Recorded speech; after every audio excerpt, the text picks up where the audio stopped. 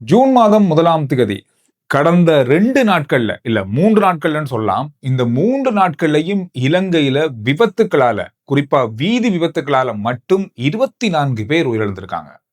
சனி, ஞாயிறு, திங்கள் இன்று அதிகாலை வரைக்கும் இந்த விபத்துக்களால 24 பேர் இந்த 3 நாட்கள்லையும் உயிரிழந்திருக்காங்க. 30, 31, 1ஆம் தேதி இன்றைக்கு முடிய போகுது. இந்த காலகட்டத்துக்குள்ள மட்டுமே අපි දින දෙක තුළ අපිට විශේෂයෙන්ම පැහැදිලිව කියන්න ඕන මේ දවස් දෙකේදී වෙච්ච මාර්ගයට අනතුරු 19ක් වෙලා තියෙනවා. එයින් 24ක් මේ ගිහිල්ලා තියෙනවා.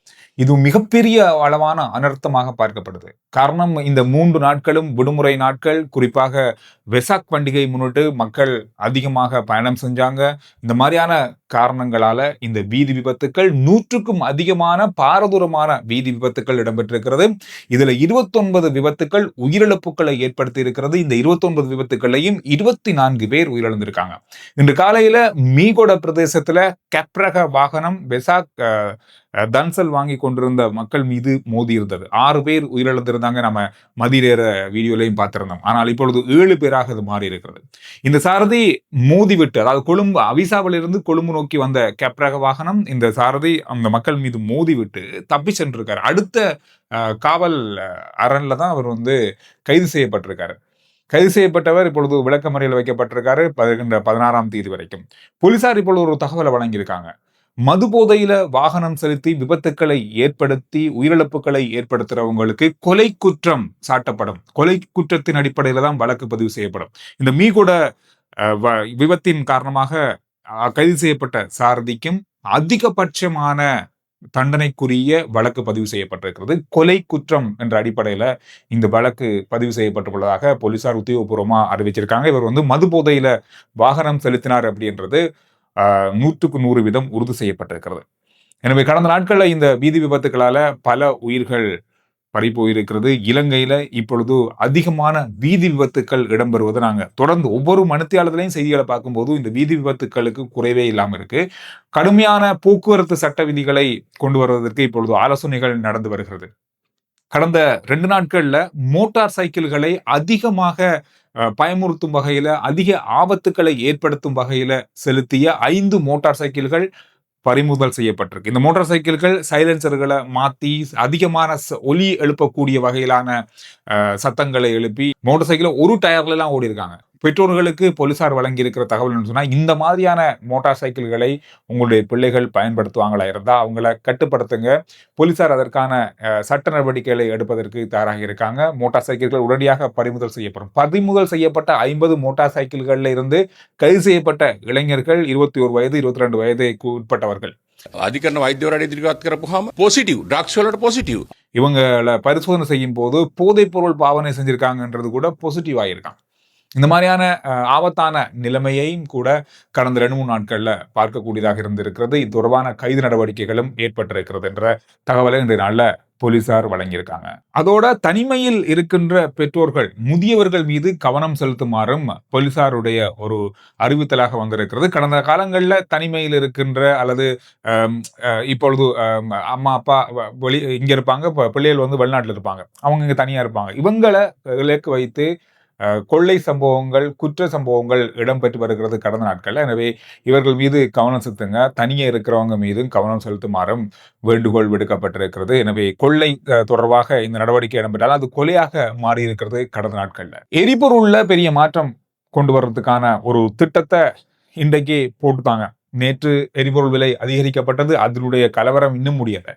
ஆனால் பெட்ரோலிய கூட்டுத்தாபனம் என்ன சொல்றாங்கன்னா, நட்டத்துலதான் இப்பொழுது பெட்ரோலும் டீசலும் விற்பனையாகுது. இதை சரிப்படுத்துறதுக்கு சரியான நடவடிக்கை எடுக்கப்பட வேண்டியது கட்டாயமானது. வருகின்ற நாட்கள்ல எரிபொருள் விலையை ஏற்றுவதற்கான நடவடிக்கைகளை அரசாங்கம் எடுத்து வருகிறது என்ற தகவலை வெளியிட்டிருக்காங்க. அது மட்டும் இல்லாமல் QR முறைமையில மிக இறுக்கமான நடைமுறைகள் கொண்டு வரப்பட போகுது. தேவையானவர்களுக்கு எரிபொருள் வழங்குற ஒரு நடைமுறை கொண்டு வரதுக்கான வாய்ப்புகள் இருக்கு. போக்குவரத்து தேவையில்லாத பயணங்களை தவிர்த்து கொள்ளுங்க அப்படின்ற மாதிரியும் தகவல்களை வெளியிட்டிருக்காங்க. இப்போ விற்பனையாகின்ற எரிபொருள் சொல்ல போனா இப்ப டீசல் ஆட்டோ டீசலுடைய விலை 536 ரூபாய்க்கு விற்பனை செய்யப்பட வேண்டும். ஆனால் 407 ரூபாய்க்கு தான் விற்பனை செய்தான் 129 ரூபாய் நட்டத்தெல்லாம் விற்பனை செய்யறாங்களாம். அதே போல ஆக்டேன் 92 ரக பெட்ரோல் 494 ரூபாய்க்கு விற்பனை செய்யப்பட வேண்டுமாம். ஆனால் இப்பொழுது 434 ரூபாய்க்கு தான் விற்பனை செய்யறாங்களாம், 60 ரூபாய் நட்டத்துல.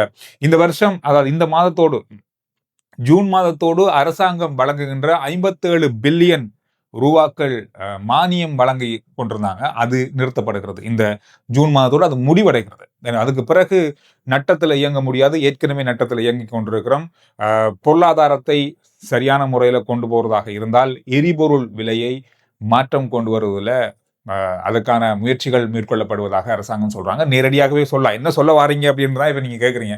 எரிபொருள் விலை அதிகரிக்கப்பட போது மீண்டும் இது எந்த அளவுக்கு இருக்கும் அப்படின்றத ஓரளவுக்கு சொல்லிட்டாங்க. இப்ப இவ்வளவு நட்டத்துல போறோம், இதுக்கு மேலதான் அதிகரிக்கணும், இந்த அளவாவது அதிகரிக்க வேண்டி இருக்கும் அப்படின்ற மாதிரி சொல்லிட்டாங்க. சரி, ஏதோ நடந்து முடிய போகுது அப்படின்றத நாங்க எதிர்பார்க்கலாம். இதுல நிறைய கேள்விகள், நிறைய சிக்கல்கள் இருக்கு. இப்ப எரிபொருள் விலை தொடர்ச்சியாக ஒவ்வொரு கிழமையும் கூடுது. இந்த 3 மாசத்திலே 5வது தடவை நேற்றைய நாள்ல எரிபொருள் விலை கூடியிருக்கு. ஆனால் இப்பொழுது போக்குவரத்து கட்டணங்களும் அதிகரிக்கப்படுது, பொருட்களின் விலைகள் அதிகரிக்கப்படுது. சிலர் நிறைய பேருடைய கேள்வி என்னன்னு சொன்னா, இப்பொழுது நாங்க 50,000 முதல் 60,000 இல்லாட்டி 1 லட்சம் சம்பளம் எடுக்கிறோம். போன 4 மாதத்துக்கு முதலும் அதுதான் எடுத்தோம். ஆனா எங்களுக்கு இப்பவும் அதே சம்பளம் தான். ஆனா எரிபொருள் விலை கூடியிருக்கு, மின்சார கட்டணம் 20% கூடியிருக்கு, போக்குவரத்து கட்டணங்கள் அதிகரிக்கப்படுது, உணவுப் பொருட்களுடைய விலைகள் அதிகரிக்கப்படுது. ஆனா எங்களுடைய சம்பளம் மட்டும் அதிகரிக்கப்படுறது, நாங்க எப்படி சமாளிக்கிறது அப்படின்ற பெரிய கேள்வி நிறைய பேர் இருக்கு. இதற்கான பதில் தான் பெரிய சிக்கலுக்கான ஒரு விஷயமே. இந்த விடயம் தொடர்பாக இப்பொழுது என்ன நடவடிக்கை எடுக்கப்பட போகுது அப்படின்றது தெரியல. ஆனால் மாற்றீடாக சொல்றாங்க, பயணங்களை குறைங்க, தேவையில்லாத போக்குவரத்துகளை குறைங்க அப்படின்ற அறிவுரைகள் வழங்கப்படுது. இந்த மாதிரி நிறைய கேள்விகள் இருக்கு. என்ன நடக்க போகுதுன்னு தெரியல. இந்த வரப்போற கிழமையில கூட எரிபொருள் விலை மீண்டும் ஒரு முறை அதிகரிக்க வாய்ப்புகள் இருக்கு. பிரகாமம் பகுதியில 14 வயது சிறுமி பாலியல் துஷ்பிரயோகம் செய்யப்பட்டதாக குற்றம் சாட்டப்பட்டு மௌலவி ஒருவர் கைது செய்யப்பட்டதாக போலீசார் அறிக்கை வெளியிட்டிருந்தாங்க.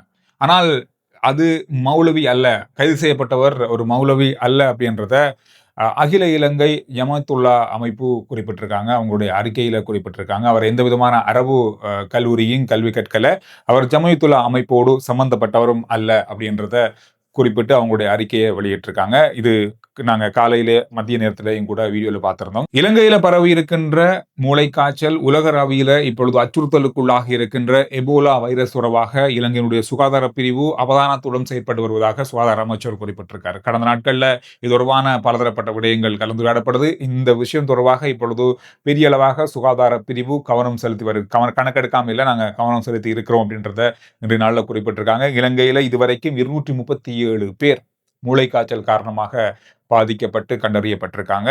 இலங்கையை பொறுத்தவரையில் இது தொடர்பான விழிப்புணர்வுகளும் தொடர்பான ஆய்வுகளும் தொடர்ச்சியாக நடந்து வருது. உலகளாவிய ரீதியில் இப்பொழுது எபோலா வைரஸ் தொடர்பான பெரிய கவனம் எடுக்கப்படுகிறது. தங்கள் நாட்டுக்குள் அது பரவிவிடக்கூடாது என்பதில் பல நாடுகள் இப்பொழுது கவனம் செலுத்தி வருவாங்க. பயண கட்டுப்பாடுகள், விமான நிலைய பாதுகாப்புகள், விமான நிலையத்தின் மூலமாக வருகின்றவர்களுக்கான பரிசோதனைகள் என்று பல நாடுகள் இப்பொழுது அதை நடைமுறைப்படுத்தி இருக்காங்க. பல நாடுகளுக்கு இது பரவி இருப்பதாக சொல்லப்பட்டது. உகண்டா நாட்டிலிருந்து இப்பொழுது வருகின்ற அத்தனை நாட்டு பயணிகளும் பரிசோதனைக்கு உட்படுத்தப்பட்டுதான் நாட்டுக்குள் அழைக்கப்படுறாங்க. இது எல்லா நாடுகளும் செய்து கொண்டிருக்காங்க. கொரோனாவை விட மிக மோசமான ஒரு வைரஸாக இது பார்க்கப்படுது. இதனால உலக சுகாதார அமைப்பு பல நாடுகளுக்கான எச்சரிக்கையையும் விடுத்திருக்காங்க. விஷயங்கள் கடந்த மணித்தாளங்களில் பார்க்கப்பட்ட மிக முக்கியமான செய்திகளுடைய சுருக்கம்.